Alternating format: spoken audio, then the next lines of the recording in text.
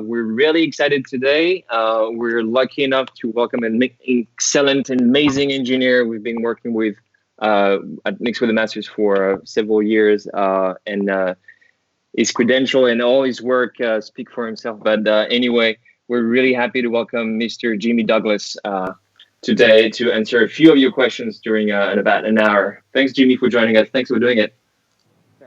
Hello, thank you. Good to be here. So, and hello everybody who's tuned in. Let's see if we can have some fun, see if we can be informative, and see if we can just find a way to pass the day in the middle of these trying times. Thank you all for coming. So, I guess without further ado, I'll just answer some questions that I have from some of you.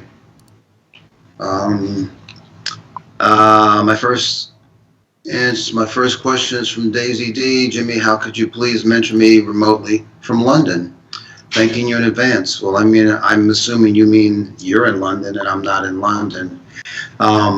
Yeah, I mean, that could happen. That sounds very interesting. I don't really know what kind of music that you do, but I guess it doesn't matter because the art of recording is recording. I guess the best way to do that would be to I guess reach out and send your information to Mix with the Masters, and I guess perhaps Victor could actually forward that information to me. My next question is from Mike L. Music. Hi, Jimmy.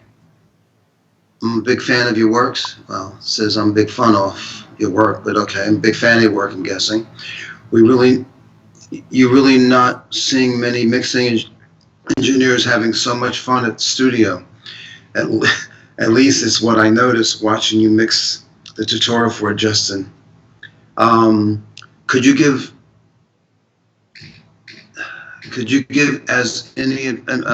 any advice when it comes to mixing drums and bass in a danger tempo type of beats? I mean, I hear lots of short room reverb on tempo and danger drum. Is that correct?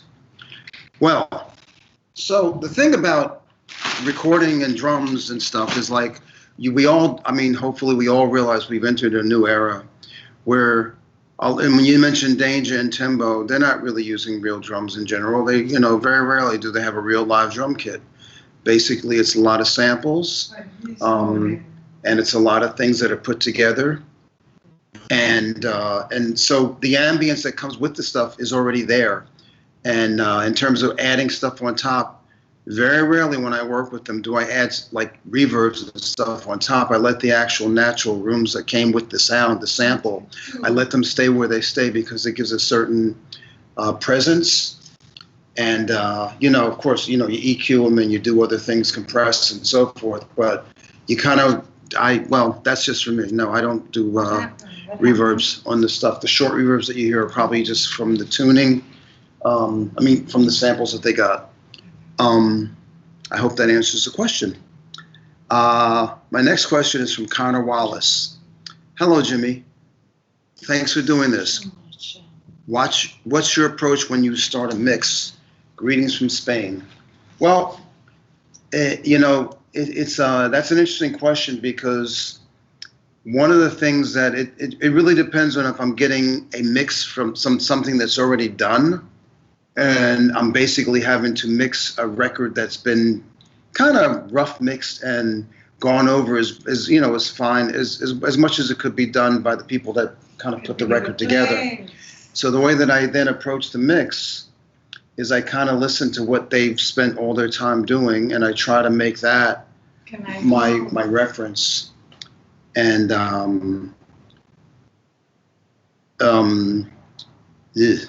so yeah, I kind of make that my reference, and then I try to stay as close to where they were as I'm mixing it, but I try to enhance what they had.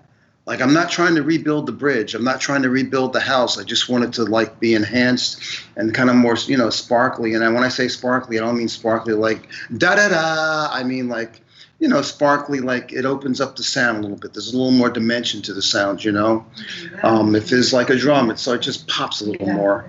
but I don't want it to change. I'm not going to, I'm not going to replace the sample and replace the kick and do all that stuff, because then it's becoming my record. It's not the record, and it's not the vision that they started out with. So I approach it very simply, and I try to keep it as a package as I'm mixing, maybe just a few subgroups just here and there, but I try to keep it all being played at the same time. I notice that when you kind of solo stuff out and you spend a lot of time with like just the sound of the drums, just the sound of the bass, just the sound of the guitar, just the sound of the keyboards, it becomes kind of disjointed to the bigger picture that they were painting.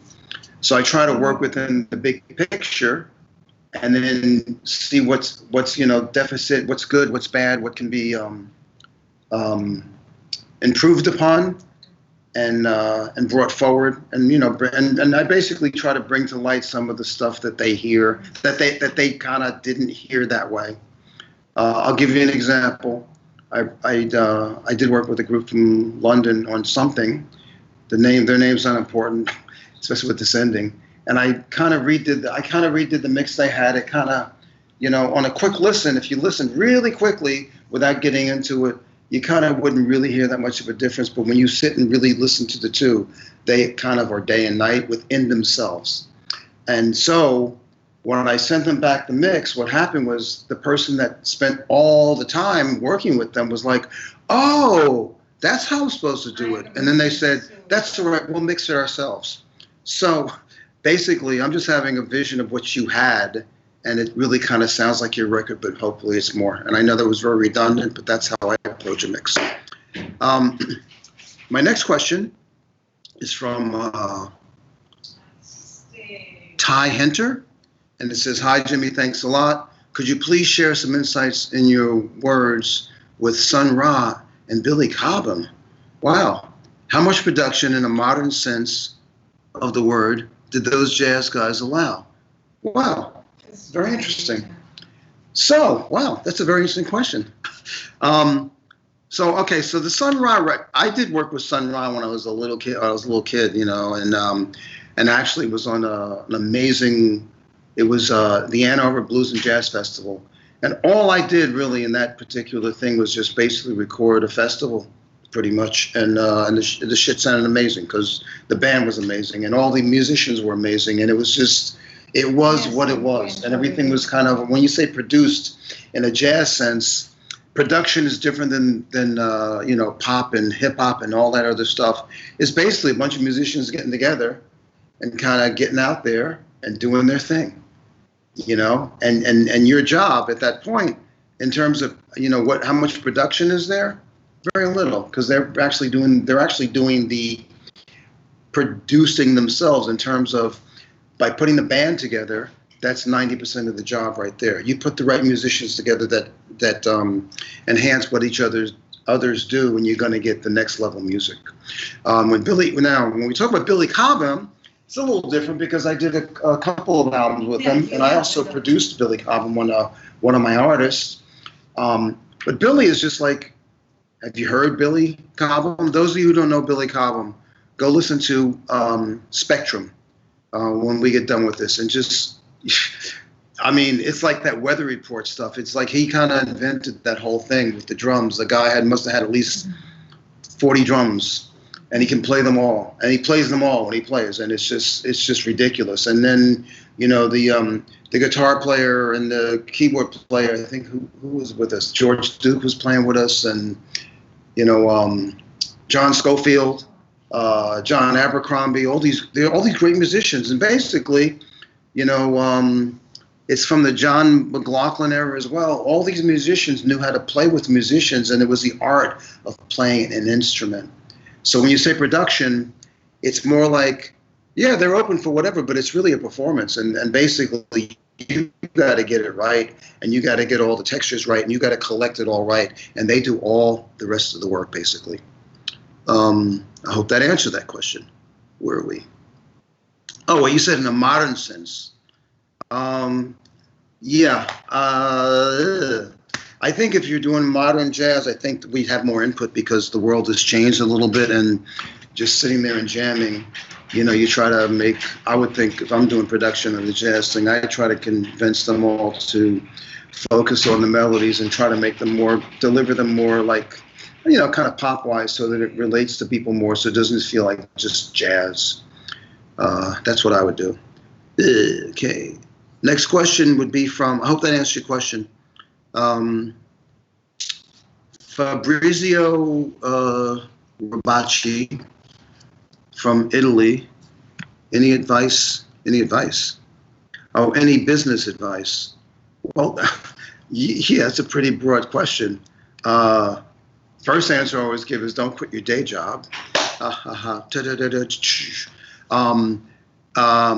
But when you say business advice, I mean, you got to be a little more specific than that. I mean, like, what do you mean? Like, what do you want to do? You want to produce? You want to engineer? You want to write? You want to be an artist? What do you want to do? I mean, it really depends. You want to be a record label? There's so many facets and so many parts to that that I kind of have to know more. If you want to kind of write it in there, when I get down, I'll be able to circle around and come back to that one. So my next question is from a guy named Marcelo Cruz. Hi, Jimmy. Greetings from Chile. And that's it. Okay. Hi. Welcome. Glad to see you. Glad we could all be here today. Wait a second. There we go. There's my head. My head was chopped off. Okay. So my next question is from Bozy Lau. It says 2:39 M here in China. Well, very cool. Congrats. AM. Oh, this is in the middle of the morning. Wow. I thank you. I really have to thank you for staying up this late and hanging out with me. On the other tip, what the hell are we all doing anyway? We're all staying at home. So it's a joke. The sun is a sad joke, but it's true. But thank you very much for joining in. If you have a question, you want to write it down later. When I get down there, we're going to see what happens. Let's see. The next question is from Edison Gomez. Hello, Jimmy. Thanks a lot again for your information. You're welcome. I hope I was able to be informative to you. And thank you again for joining. Then the name I don't understand. I don't even really understand the font of what country it is. But it says, it says hello from Australia, but that's definitely not Australian. It's it looks like some Hindi type of a name. Oscar Andres Gomez Cortez. Hello from Colombia. Hello to you too, man. Welcome. Thank you for joining in. And then Rafael Acevedo, message retracted. Ooh, see, now here's a case where, just like in music, it's not what you play, it's what you don't play that makes it magic. So I'm really intrigued. What was it that he took away? Anyway, the next. Ooh, shit. Sorry about the thing. Okay. So now, next one's from Harry Rommel. Hello from Australia. And hello to you too, man. It's I don't know what hour it is over there, but it's got to be probably it's the other side of the world. Jeremiah Lima. Greetings from Berlin, Brazil. Belém. Well, greetings to you too, man, and thank you for joining in. Then I have Pat Hundley. Can you explain what to do with the mix when you've lost perspective? Cheers from Vegas. Okay, Pat. Here we go. This is the one thing that happens many, many times. So if I can do it in a modern world, I will just speak from a modern term. But I carried this habit over from back in the day, and it's part of how I mix. So in a modern sense, when I get lost, I just shut it down and I go back to the mix that I started at first. That's what I do, because when you're lost, you're lost. And the great thing with, digital technology, it saved everything you had. So that's exactly what I do. And it happens so many times. You get so buried in stuff and you get so like, oh my God, this would be great if I do this. And you start doing that, then you start doing that. And next thing you know, it doesn't sound anything like like it's supposed to sound. So this whole method of my mixing and I mix kind of light. When I say I mix kind of light, I try to stay close to what was given, unless if it really is terrible. If it's really terrible, I'll just start from the ground floor. But in general, I'm getting quality of mixes that are pretty decent from people, and they think they know what they were doing, and I agree most of the time. But back in the day, what I would do is when you had the board and you had the patch cords and you had to do all that stuff, every time you made a move, you were making a move, and if you didn't document it, you would be someplace else, and then a day later, you wouldn't know where the hell you were. And then how do you get back to, I call it, how do you get back to zero? Well, it means you have to build the whole mix again, which is why I was always of the habit of, like, when I would make a move, I'd make a small move. Never anything too big. And I'd make a bunch of little moves, and I would always keep them all in sight because I never wanted to get lost. Because once you get lost, it's a wrap. But yeah, anyway, I always save the first pass when I set it up, and then I save the next one that's close to what I think is close to what it should sound like. And then I'll start getting, creative and stuff, but I'm always saving other names of passes.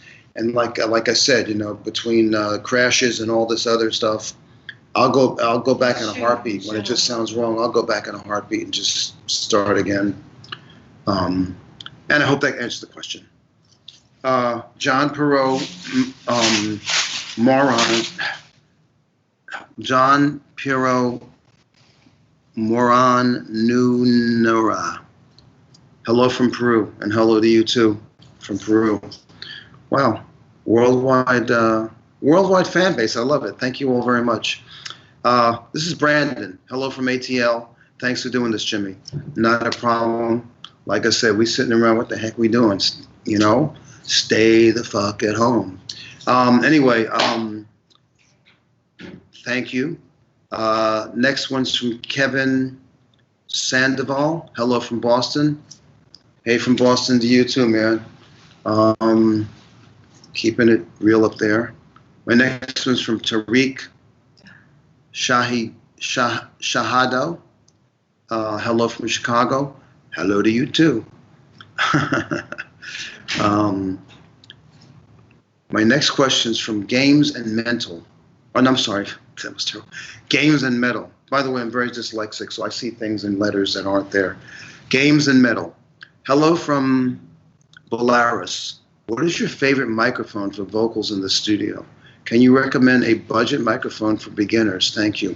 Well, my favorite microphone that you've probably heard me say many times in many of my interviews and stuff is I'll use a U87, a Neumann, because it's one of the most versatile mics that kind of makes everybody kind of, I don't know, it just seems to work for me.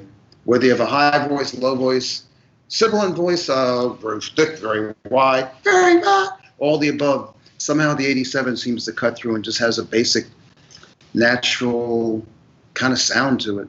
Many other mics could be better for certain people's voices and certain things, but in terms of just, yes, I'm going now. In terms of just getting a general sound, just a basic idea, I think the Neumann works best. Now, can you recommend a budget microphone for beginners? Yes, I can. I have found, for me, that the Audio-Technica line, where they emulate the 67, the 47, they're pretty inexpensive and they sound pretty, I'd say, non-colored. Audio-Technica, I don't know the model number right now. I'm so sorry. And it's at the studio, so I can't even go look. But yeah, the Audio-Technica brand, and they look like little condenser mics. They're pretty cool. My next question is from Luke Bardonaro. It says, message retracted. Ooh, I wonder what he said. I just wonder. See, it's the mystery of what's not in the mix that makes it dope. Anyway, thank you for tuning in anyway. My next question is from Frantisek Bridge. Brych. Hi, Jimmy. When you're, Hi, Jimmy. When you're mixing tracks produced by Timbaland, do you find some stems in a mixing session which you have to mute or erase because they do not work in the mix? Thanks. Greetings from the Czech Republic. Well, okay, so the thing about mixing with a guy like Timbaland, Danger, and a lot of those producers, we all mix together. Very rarely do they just send me something and allow me to just go and have my way with it. Producers like that, the mix happens at the session, and they're changing a lot of the things that were there originally themselves. So that's part of what the mix is, and that's part of what it's got to be. And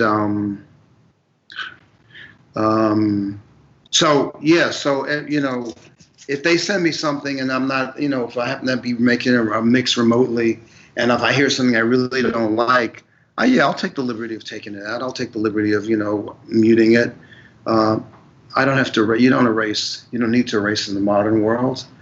It's a bad word. You just don't use it. Make it inactive. But I do put my 2 cents in. That's kind of why people hire me, because they want my 2 cents,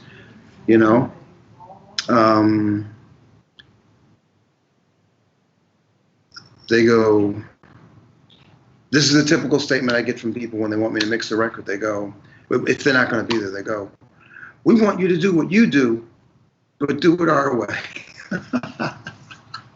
Or we want you to do our way, but do it your way. And it's like they don't go together usually, but we all try.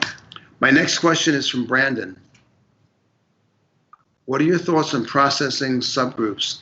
And do you use anything on the mix bus to get your sound? Oh, Brandon, I'm glad you asked that question.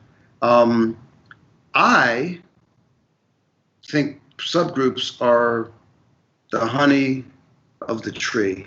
And what do I mean by that? When you can just group a shitload of drums together and a shitload of, basses and a shitload of guitars and stuff, and you can kind of treat them all a certain way, it makes the mix actually easier to kind of deconstruct and change things when you want to change them. It kind of really does help a lot. I like subgrouping of my stuff. And that's a holdover from the old days. And then on my mix bus, I used to not use anything at all when I was in my analog days, but now with the digital world, I kind of do, because I kind of do because I can, first of all. And secondly, it helps take that digital edge off of everything. Everything just sounds so cold and stark and brash. Oh, that's Stephen Lopez. Hey, Stephen Lopez, I know who you are. Now I can focus. Okay. Yeah, your group Mirror Talk, you managed to retain the energy of the band Love, while expanding it, making it deep, polished, wide, without changing the feel. Thank you very much, man. And by the way, I personally loved working on what you guys were doing. I enjoyed the fuck out of it. And it's, it's one of those, that's one of those rewarding projects, I call them. When, you don't know you don't really know the players, you don't know who they are, but the quality of the songs, quality of the singing, the quality of the playing was excellent. It was so much fun to work on. And I thank you for allowing me to jump in there and do that. And I'm glad I was able to make you guys feel okay with it. And welcome. Good to see you, or good to be seen, whichever. My next question is from producer Bruno. Hello from Seattle. Hello from Seattle. You guys are going through it up there a little bit, but we're all going to get through this. Stephen Lopez again. Other mixers that you've worked with have trouble doing this, upgrading the rough, finishing the song without altering what the band loved about it to begin with. How do you do that? That's a very interesting question, and I'd really like to answer it the right way. And I believe I'm going to say one of the things about me, I don't know, many people really studied my history, but as a kid, I've been doing this record business thing for a while.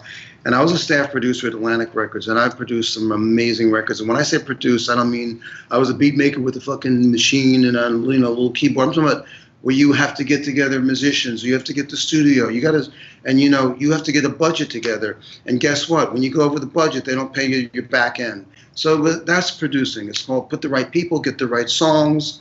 However you got to do it, that's production to me. And that's busting your ass and making things happen and making sure you have all the right people and you're kind of in charge of, it's like a director of a movie, basically, pretty much. That's what you become, except it's music. And so the thing is, I had a little run, and I had a great run, and I had produced a lot of funk there. I had a lot of funk groups. I had groups like Slave, groups like I used to work with AC/DC. I used to work with a lot of people, and it was a lot of fun. And you were in charge, per se. You were, a lot of bodies were looking to you to make it all happen. So that being said, there came a time when music changed for me, after the 80s, and I kind of was doing some other things. When I met a guy like Timbaland in the 90s, the music had kind of changed a little bit, and I had changed with it, but we were doing it differently, whereby the guy, the producer, was controlling everything from his own little, arsenal. He's got his little sequencer. He's got his, playing, sampling parts and so forth. When I got with him, part of what I was doing was like, I really wasn't trying to prove anything. I was basically just kind of working with him, helping him finish the stuff that we were doing together. But it wasn't like, wait till you see what I can do for you. I was just like, can we get this finished and go? And actually, when he would come and put it together and kind of lay it out, it kind of sounded okay. It wasn't so far off that it was wrong. So that's kind of where that whole thing came from. And every now and then, I would try to do that. Like, for instance, they'd have some stuff and they'd have vocals, and I'd put some effects on it, and I'd do some stuff just to show my stuff. And they go, man, take that crap off of there. So I was like, ooh. I thought I was making a difference, but I guess that ain't. So I got in the habit of like, you know what? I ain't doing nothing that I ain't got to do, because it's like, you guys really, you saw the vision, and all you want me to do is enhance it. And in the case of Timbaland, what I ended up doing was through the tape machine and just, doing saturating stuff and compression and EQ and stuff, doing little things that he wouldn't do that didn't really change the complexion of what he really had. And that's kind of how I do. I still approach it that way when, especially when nobody's around and all you have is the rough to listen to, when you go, this is what I really believe, and I honestly believe this to my heart. We all pretty much have the same technology now. We've all seen the same videos of how to do. We've all, listened to, a lot of great people telling us how to do it. We all know all the tricks of the trade. Maybe not all, but a lot of them. So I figure when I hear somebody's rough, they pretty much did all the shit that they thought they wanted it to be. Because if they wanted it to be differently, they could have done it differently. And so I just respect the work and the time they put in there. And I go, well, this is kind of how you want it to sound. I don't want to, I don't want to change the house. I don't want to put different rooms in. I just want to put another coat of paint over it, make the yellow a little bit, brighter, things like that. And that's kind of why that approach works better. I like when people like what I do. I really don't like going back and having to keep changing stuff because, mine's a better idea. I hope that answers that question. And reach out sometime, man. I really, really enjoyed, working with you guys. My next question is from Anzi Boogie. Hello, everyone. Repping Sacramento, Cali. Welcome. Next is from Florent, Florent. Hi from France, Jimmy. And right back at you. Next question is from Jaden Richards. Hi, Jimmy. Big fan of your work. Hi, Jimmy. Big fan of your work. Why do you decide to mix songs without reverb? I'm not a big fan of reverb in general, unless, what kind of reverb I really love? There's a few like underpasses where I live where you go under and it's like, ah! And the reverb is stupid. It's retarded. And then there's also I have a reverb machine, a Sony reverb, a Sony 888, where you can sample reverb spots, and I will find rooms that are incredible, and I'll sample those. But in general, I got in the habit of the dry because I was just explaining the thing with Timbaland and those guys. They really didn't like a lot of stuff on top of it, and also a lot of the groups and acts that I cut my teeth on, Donny Hathaway, Roberta Flack, Aretha Franklin. There's not a lot of reverb on those records because they're doing all the work with their voice. And why would you bury it? One of the things that Justin Timberlake used to say to me when we would do records, he goes, I don't like a reverb. I don't like a lot of reverb because it sounds like I'm trying to hide something. So these are just little insights into why I don't do it. And, there are people that I know that I hear that they're specialists in the different reverbs and the different hall, make a shorter with. I'm like, dude, reverb is reverb. That's not true. Everybody don't jump down my throat at once. Of course, there's different reverbs that do different things, but in general, in my ears, yeah, I'm taking care of someone and they're having a problem, just so everybody understands why I'm so disjointed. And back to the question about reverb. How does So that being said, I find that the dry signal seems to work better, and it more captures the essence of what we're doing and what it sounds like. It's just one of those things. But when I do find one of those crazy reverbs, as a matter of fact, I went down and sampled one of my underpasses down there, and it was incredible. The problem was the traffic kept going by, so that was part of what was interrupting it. Songwriter here. How do you recommend for an upcoming songwriter to get their material heard? Well, that question, we could be here for a while. There's so many avenues that have now opened up on the internet, through the internet, I mean, there's so many ways for this to happen. And the latest one, of course, is with us all being stuck at home with the pandemic, that people are doing the live concerts on Instagram. And doing all that stuff, and that's another way to be seen and heard. And it's so multifaceted. Whether it be placement in a movie, et cetera, et cetera. There's so much information about that. And if you pick up one. JimmyDouglas.com is my site, and there you can do information about trying to come to Miami and etc. And great to see you here. Auntie's Boogie. Great question at Piero. What did Piero ask? How do you separate? Yeah, I agree. That's a great question. Jimmy, what is your chain on the mix bus? Well, the question comes from Marcelo Cruz. So the chain on the mix bus for me has really changed drastically, only because there's so many new great plugins that do so much different stuff. And, one of them is like the Weiss. It's like a mastering compressor. One of them is the Slate.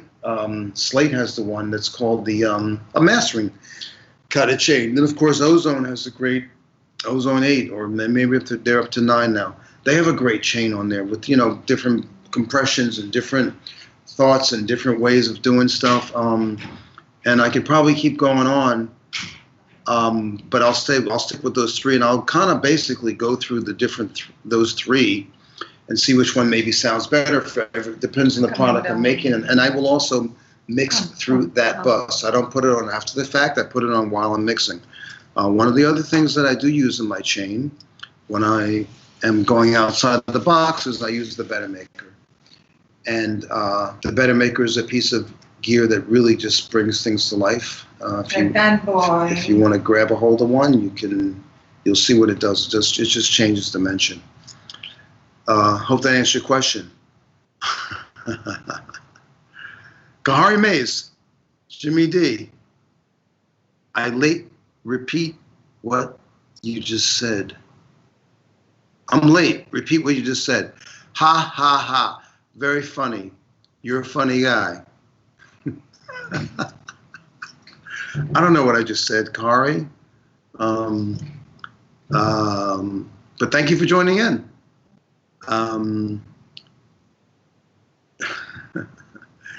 Josiemba. Hello, Jimmy. Thanks for doing this. Looks like you've had an exciting career spanning several genres of decades. Can you talk a bit about what it was like engineering for Genuine? I'd be happy to talk about that, actually.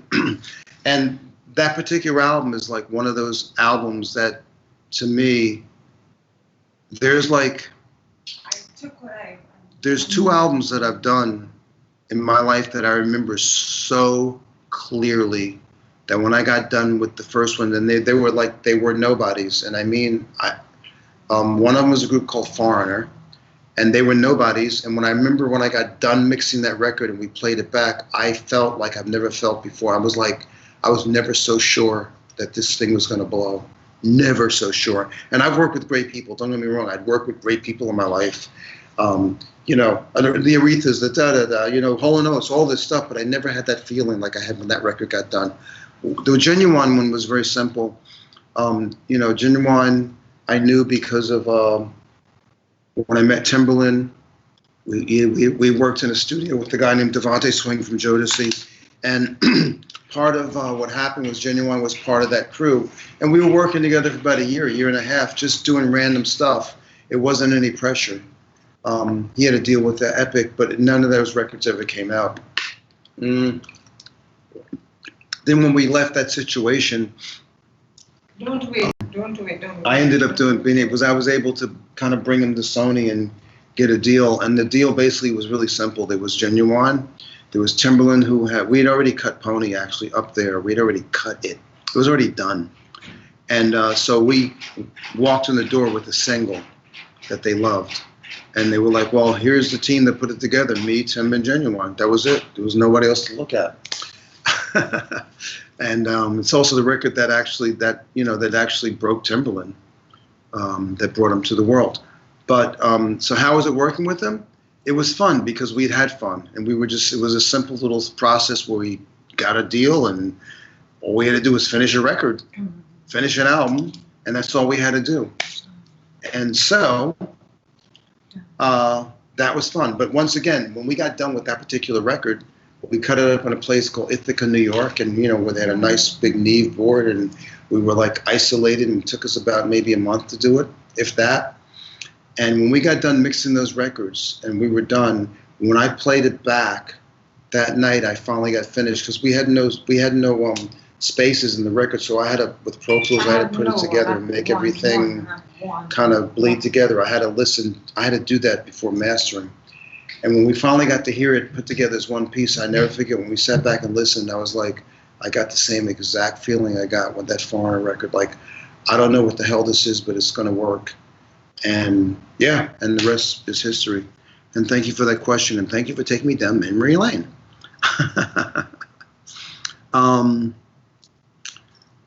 Next question is from, I can't really say this one. It says, Produccool, I'll spell it, PRODUCCUIONEMTP. Hi, Jimmy. Oh, it's Mattis from Argentina. What do you look for when working with an artist? That's a very good question. Money. No, I'm only kidding. That's not true. I've turned out artists that I really didn't like, that I didn't think I could do something for. But what I look for is I look for somebody that's genuine in what they do. If they really believe in themselves really hard, and what I mean by that is this. I have my opinion about how to do things. I have my opinion of what's going to work. And sometimes I'll tell people, I don't think this is going to work, that's going to work. And they go, oh, well, whatever. And like sometimes they do it too quick. And sometimes people will resist me, and then I'll think I know what I'm talking about, but you're being very, very stubborn about it. And sometimes I like that, and sometimes I don't. And the answer to your question is like, there is no one answer to this question. It's all about the person that I'm dealing with. It's about the personality. It's about who they are as a human being. It's about who they are as a talent. It's about if I think that my time being invested in this human being is going to come and make a difference. That's pretty much what makes me drive to want to be an artist. Of course, obviously, artists that are big, that are actually out there doing a lot of great stuff, of course I'd like to work with them. I'd like to be a part of success. We all would be. But we're talking about, when any artist that you start with that isn't there, it's a gamble. It's like anything else. They could happen, they might not happen. Yeah, I never know. So it really comes down to the personality of the person that I'd be working with as the artist. And like I said earlier, like there was a guy, Stephen Lopez from the group Mirrors Talks. That was like one of those things that just came out of whatever. I heard what they had and I just loved it. I was like, yo, I love this. I want to be a part of this. I can help improve that. So that's kind of how I pick who I like to work with. Alex Charlton. Thanks for this, Jimmy. Could you please talk about how you use space, dimension and mixing, panning drums, pushing this back, making things wide? What do you like to go where? Well, you just kind of want everything, huh? You want it. It's funny, Alex. I don't really think about everything you're asking. I'm not backing off of a question. I'm not trying to hide anything. I don't think about it. I just kind of start doing it, and instinct tells me where shit should go. Many times you put stuff in, you can fight all day and suddenly you go, wait, it's in the wrong place. Back in the day, we didn't have a lot of different parameters to play with, so I just got used to making stuff work. And now you can, the one thing I do is I don't spend a lot of time doing all these things you just asked, because that becomes a distraction to the main focus of the mix. To me, it's always about the main focus of the mix and how does everything kind of fit inside of the mix so you can kind of hear everybody. Nobody's too important to be sticking out. That's kind of how I mix really in general.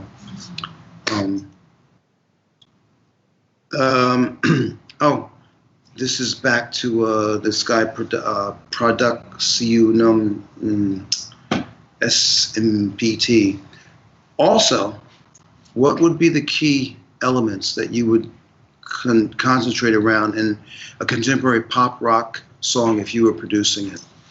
Well, the first key that I would, as an engineer, I guess I don't have this, I wouldn't have this right really, but if I'm producing it, the first thing I think about is the song, without a doubt.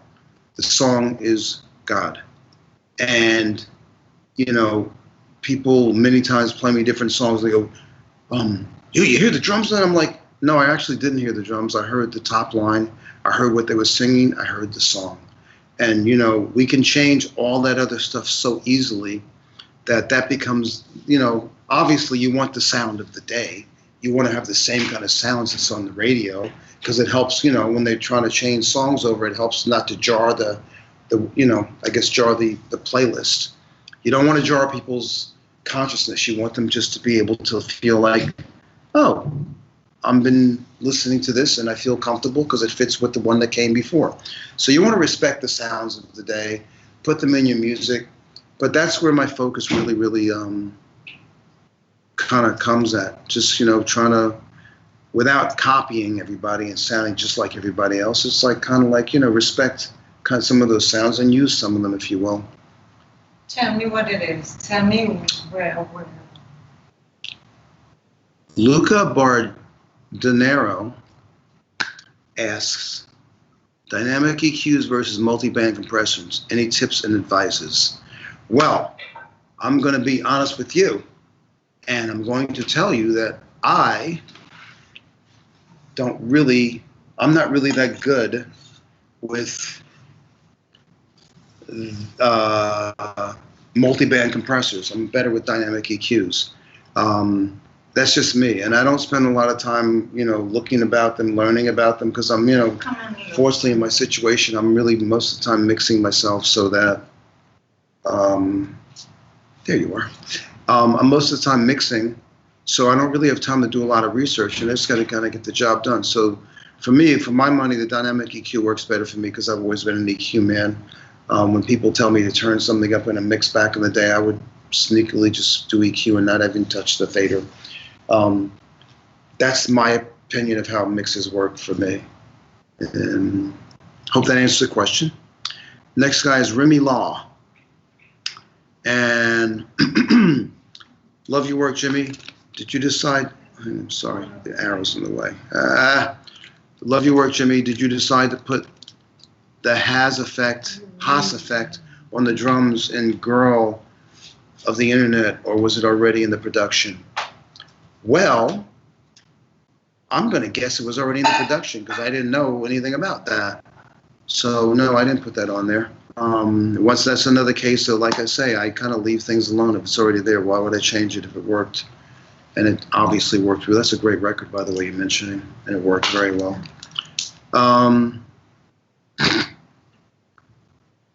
Kahari Mays. Damn good question.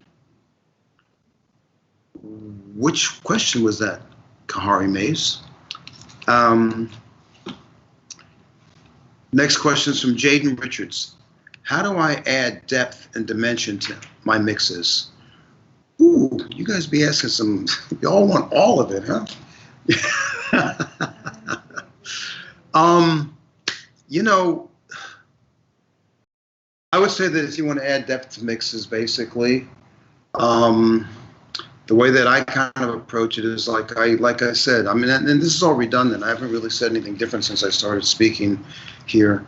You know, you add a little more dimension here, you add a little more EQ here, a little bit, but I think you make small moves. That's what I believe. And, you know, little teeny moves, little things here and there, it'll make the mix expand. And don't do something you don't need to do just for the sake of doing it. I mean, I really am a big fan of that. If this shit sounds right, leave it. Just like stay the fuck home, leave it the fuck alone. Just move on, you know?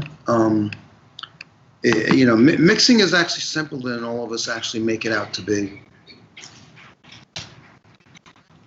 So I hope that answers that question. Where am I?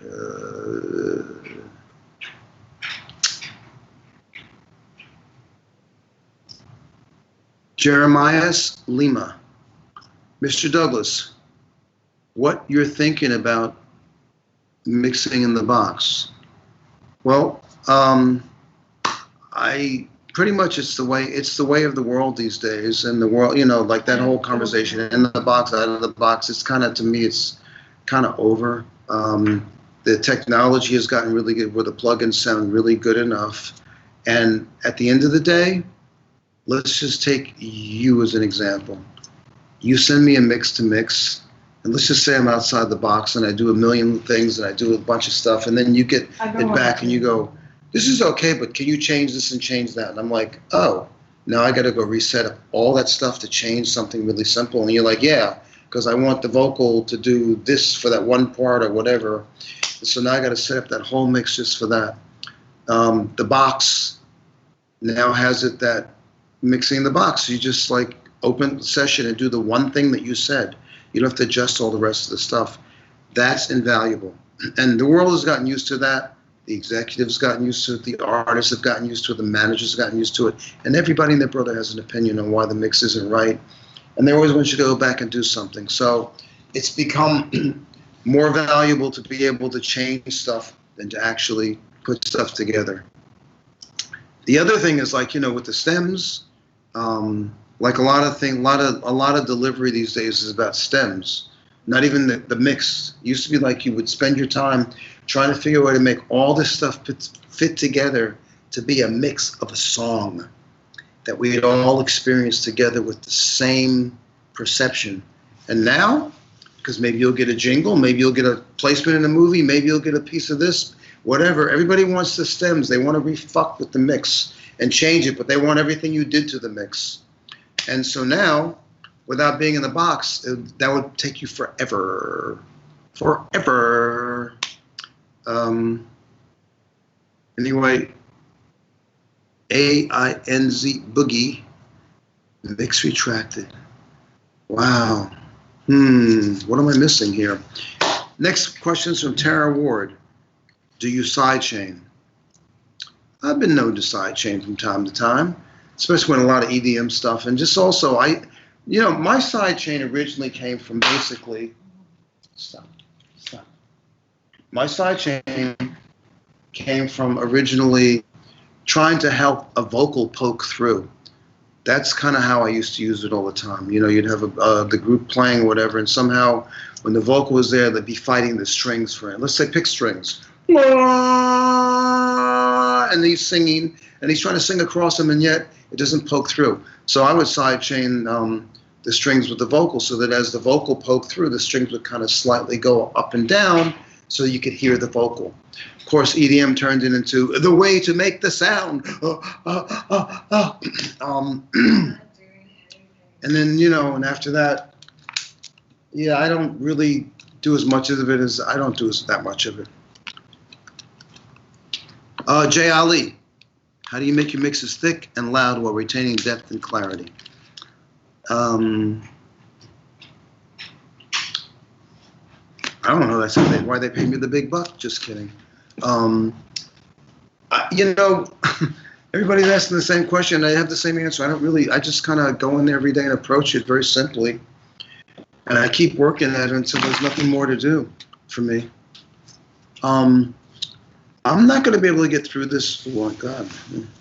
I'm not going to be able to get through this much more. I'm taking care of someone, and they're getting a little bit antsy. So I'm going to have to just take a break for a minute or something like that. These look like really good questions coming up, too, I have to say. But I have to do this. Ali Shashavari. Hello, Jimmy. Do you blend room, chamber, and plate reverbs in a way that they imply a unified sense of space? Do you even use them together in a given mix? I mentioned reverbs earlier, and the thing is, I don't consider myself an aficionado on reverbs. I really don't. I will put the first thing that I pick, I'll put that on my mix and call it a day. And when I work with some people that they come to work with me, they're like, make it a da-da-da, make it a hall, make it do this and make it do that. And I'm thinking, oh man, I mean, for my ears, and I'll say it again, reverb is reverb. It goes, whoa! And sometimes it's thicker, sometimes you EQ it, sometimes, but it's like, I don't spend a lot of time with it. If it doesn't work right away, I just go do something else. It doesn't really, that's one of those things that's never interested me. And at the same time, I've been very impressed with people that spend a lot of energy focusing on it, because when I do focus on it, it clears the way. It becomes very clear and very nice. And I'm like, wow, that's really amazing. It's just not, you know, you can only spend so much energy and time on mixing something and have a certain clear, a vision of what you're doing that becomes the natural thought you had. The more you work on it, the more you lose perspective about what you're doing, and it becomes unpure, and it starts to become pretentious. And so that's why I spend a lot of time going into those little caves, because they'll make you come out with, you know, sometimes for me less than other, you know, I miss out on some of the other stuff, which is a bit more broader stroked to me.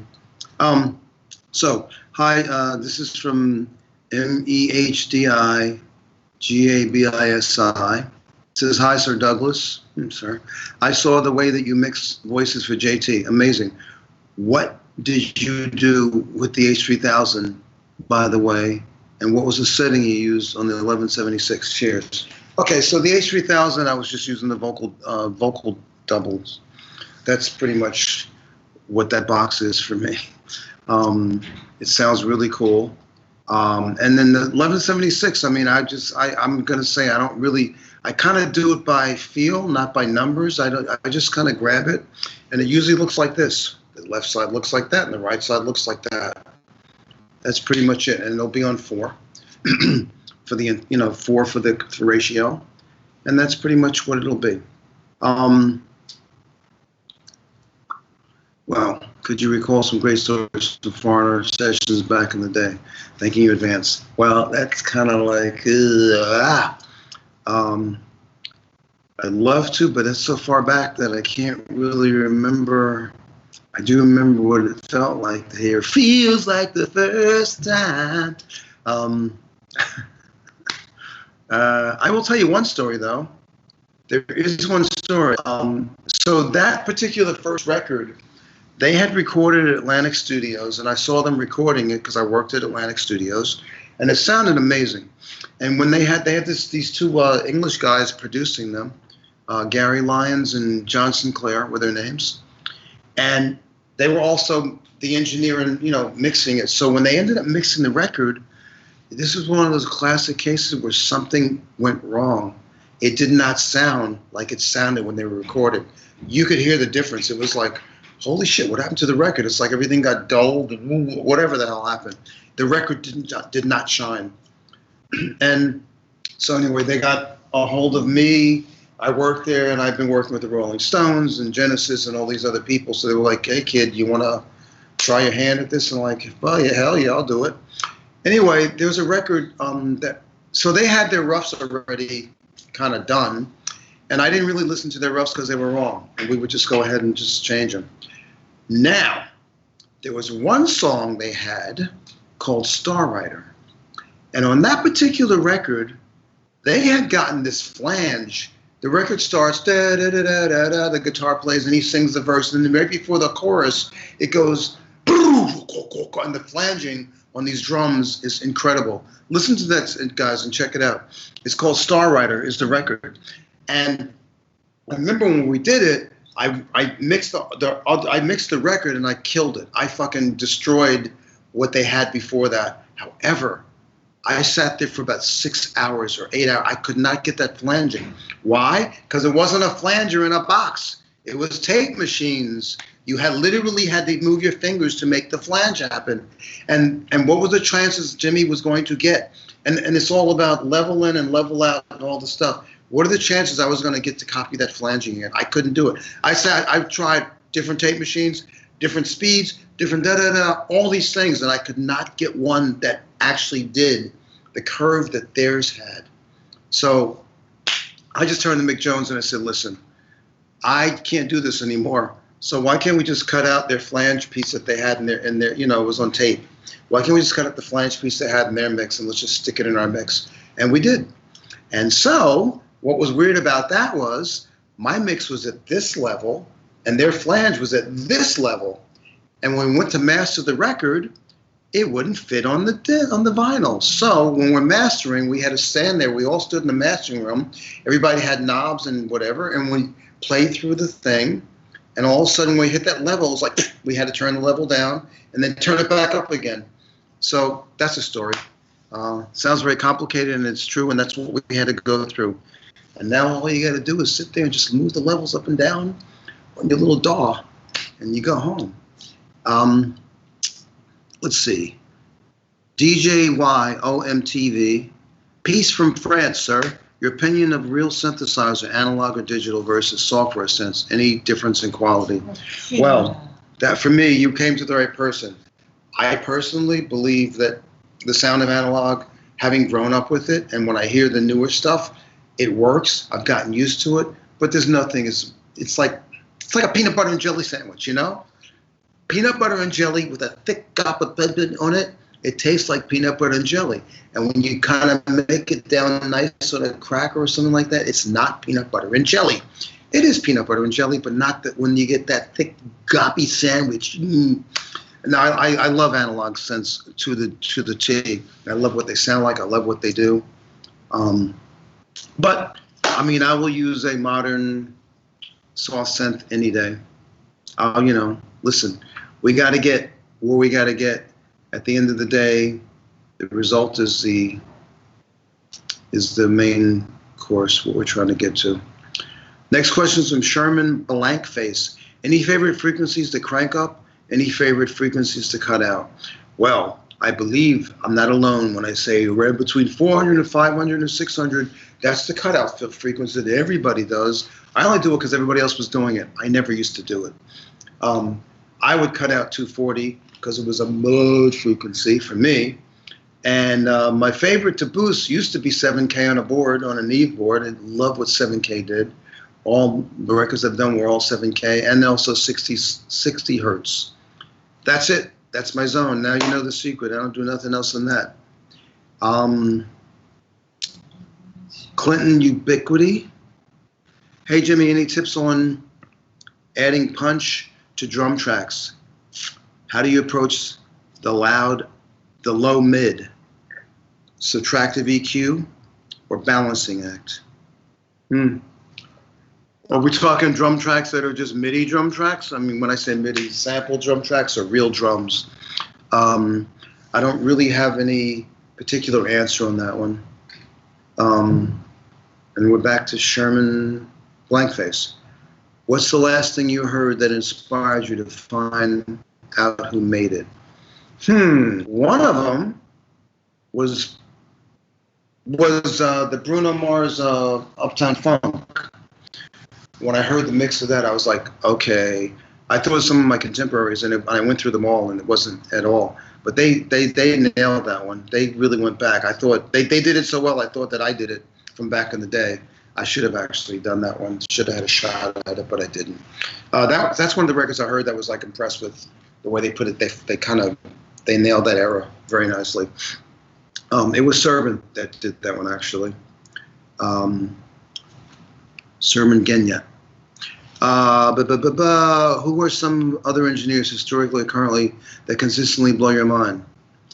Well, I wouldn't use the word blow my mind. I would say respect. That consistently I respect what they do, and and their level of skill in the art. This is tough because if I leave names out, then people will come running at me. But I would say. And I can't think of them all at the same time, actually. So, if you send the note to Mix with the Masters, I'll write them down for you, and send you back an answer. Tara Ward, hi again from London. What do you use on your master bus, and do you adjust along the way or at the end, or do you leave the master bus changes to the mastering engineer? No, earlier I actually said this. I do use stuff for the master bus, and I'll rotate between 3 or 4 different things, and I'll see which one sounds the best, and I will put it on immediately. I will mix through it because when you put those things in the master bus, all the work that you did to get a certain balance and a certain perspective, it all gets screwed up when you put the master bus on. If you're using like a multi-master bus, which I am, I'm using like an Ozone or like the Slate one or something that's like, a little EQ, a little bit of compression, a little bit of everything. Suddenly your mix goes whackity-whack after you spend all those hours without it. So I kind of run through it. Hello, Jimmy. Thanks for the webinar. Thank you too, Joe. Oh boy, I lost it. Okay.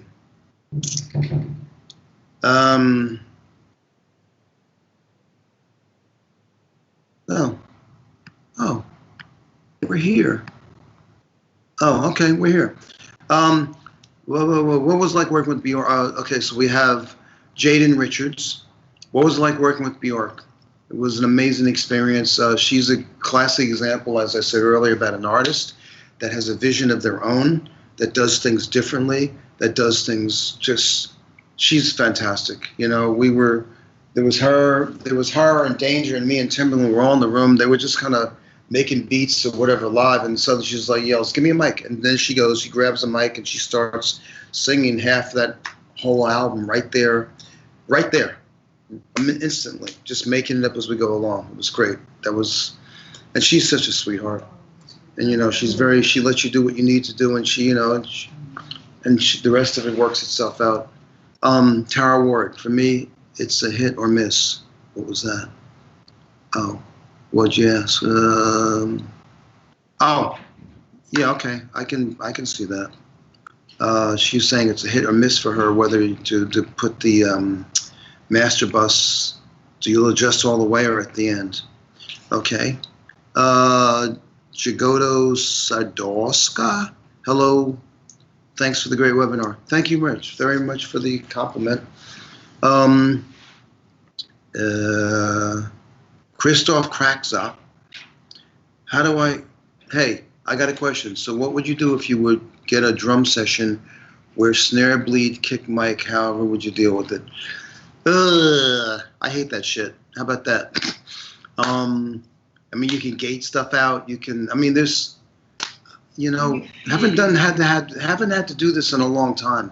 So it's not instantly in my mind, but it's always been a pain in the freaking butt.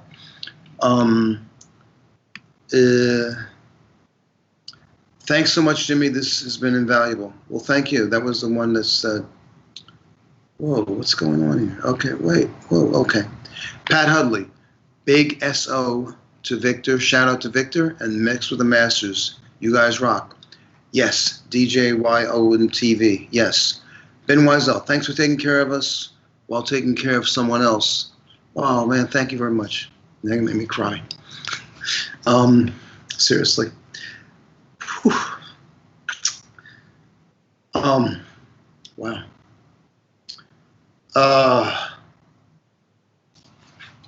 How did you start your producing career? Did you have anyone to give you guidance? Yeah, I did. I worked with at Atlantic Studios. I had Arif Mardin, one of the greatest producers ever in the world. Look him up. You'll be amazed at the records that he did. This was my everyday family. Jerry Wexler, Ahmet Erdogan. Look those names up, if you will. You'll see the history. This was where I learned from. I learned from these people on a daily basis. I learned from some of the greater engineers. Adrian Barber did all the Cream stuff. It's and on and on and on, and that's where I grew up, and that's where I would walk. That's where I'd walk in to learn how to do this gig, and it was just like, there you are, you're on. And also there was no guidance. It was like, you found a group, you want to do something, they were like, go do it, and you were the producer. That was it. It was just a different time in life. Pablo Ortega, mixing question. Any advice treating those clients who are difficult to mix their song because they can't find that perfect sound? Woo, okay.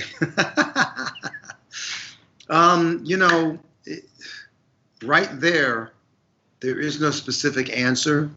That is the difference between all of us. And I don't even know who does what, who does when. There's the push and the pull. There's what it's what they know. It's like, it's all the above. I say for me, one of the things that makes me me is like, I am a producer. I've been from the angle where, like, if you didn't put it together, it didn't get put together. There was nobody who's going to beat you. So you learned how to do it, and you learned how to figure out how to make sure that you can get your stuff done right.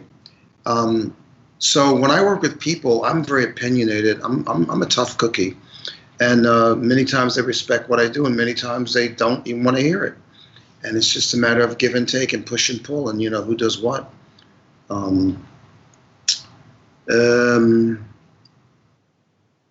Tara Ward, how do you get that dry analog sound when mixing the 444?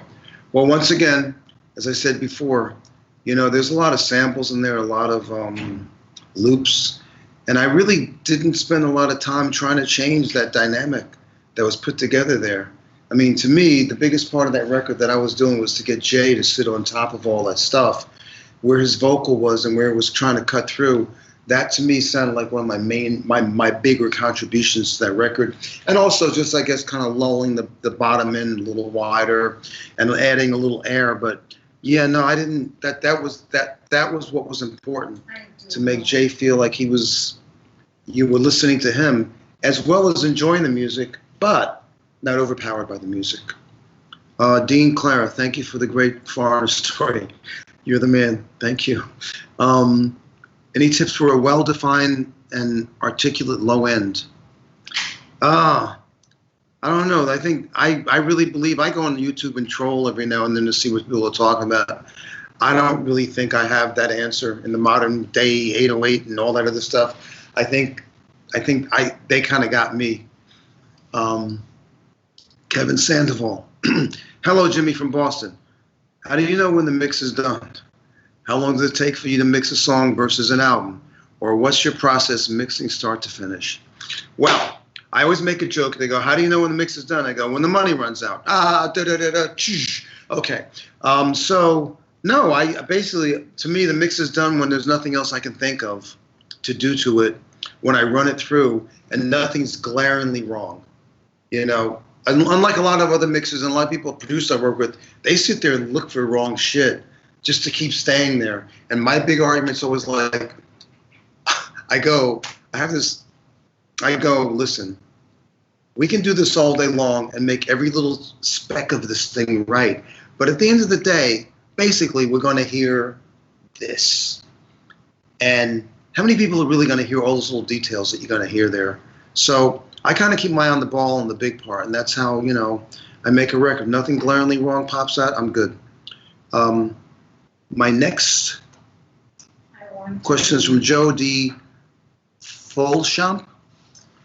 For home production mixing starting out, headphones and monitors, thank, love and appreciate from Boston. Huh? Oh, headphones and monitors. I personally, I have a problem with headphones, but monitors work fine for me. If I can have monitors, I'll take them any day. But a lot of people are really, you know, especially EDM people, they're good at headphone mixing. Whatever rocks your boat, whatever works for you. There is no one answer. And we have Lima.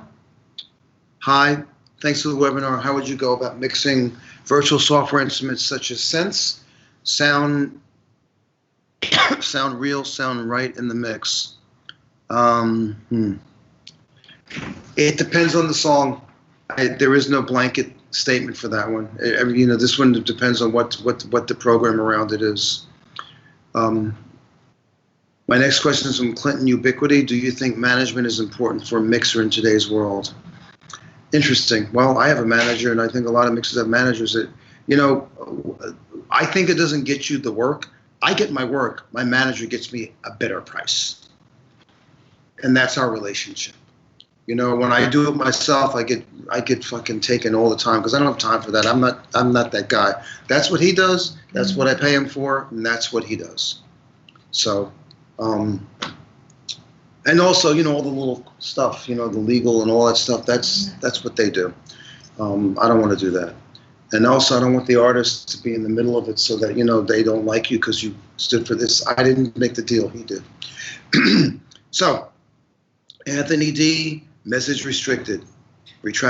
Okay. And Daisy D, thanks for taking the time out to get through our questions, even with your challenge going in the background. We all appreciate you. No problem. I'm about to end this, by the way. There's the last two questions here. Hello, sir. Favorite speakers? Right now I'm using, I like Genelex, the new ones that came out. They're really pretty cool. And I'm still using my old KRK Series 2 with sub. And that's kind of, it works for me right now today. And, you know, ATCs are great. There's like so many different things. Jaden Richards, any tips on getting more clients and networking?